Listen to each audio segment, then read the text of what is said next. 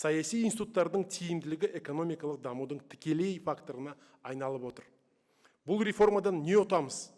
145 депутаттан тұратын бір палаталы парламент құрылтайға көшу дегеніміз заң шығару жұмысын жеңілдету деген сөз.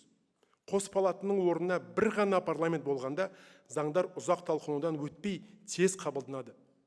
Бұл парламент мүшелерінің жауапкершілігін арттырып, қабылданатын шешімдердің нақты әрі кешікпей бекітілуін қамтамасыз етеді. Осы арқылы демократияның тиімділігі күшейеді. Пропорционалдық жүйе партияларды нығайтып, бәсекелестік ортаны дамытуға және қоғамның мүддесін нақты жеткізе алатын саяси жүйені қалыптастыруға бағытталған.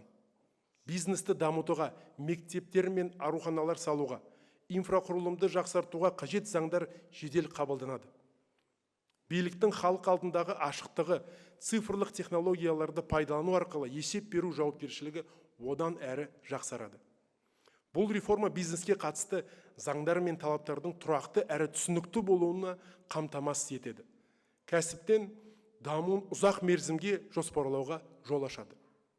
Мыңдаған Қазақстан азаматы елдің болашағына қатысты өз ойын ашық білдірді. Нәтижесінде халық кеңес идеясы пайда болды. Бұл еститін мемлекет қағидасының жұмыс істейтін нақты дәлелі. Осындай реформалар жас ұрпақтың алаңсыз болашақ үшін қолға алынып отыр.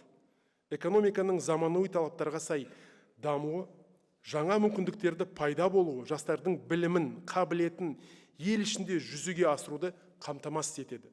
Осылайша, дарынды жастар өз болашағын шетелде емес, Қазақстанда жасайды. Баяндамамды қорытындылай келе, экономиканың нақты секторында жұмыс істеп, өңірлердің мәселесін ішінен көрген және кәсіпкерлік қауымдастықпен тікелей байланысы бар адам ретінде айтарым, халық мемлекеттен ең алдымен түсінікті ережелерді, шешімдердің уақытылы орындалуын және қабылданған шешімдердің үшін нақты жауапкершіліктің болуын күтеді. Осындай талаптар ғана елдің дамуына және қоғамның мемлекетке деген сенімін нығаюына негіз болады. Партия мүшелері мен дауыс берген азаматтардың ұсынысын жеткізу айрықша маңызды. Әрқайсымыздың елдегі өзгерістерді талқылауға, маңызды қоғамдық мәселелер бойынша пікір айтуға және қабылданатын шешімдерге үн қосуға мүмкіндігіміз бар екенін жоғары бағалаймыз. Әділетті Қазақстанды құру баршамызға ортақ жауапкершілік.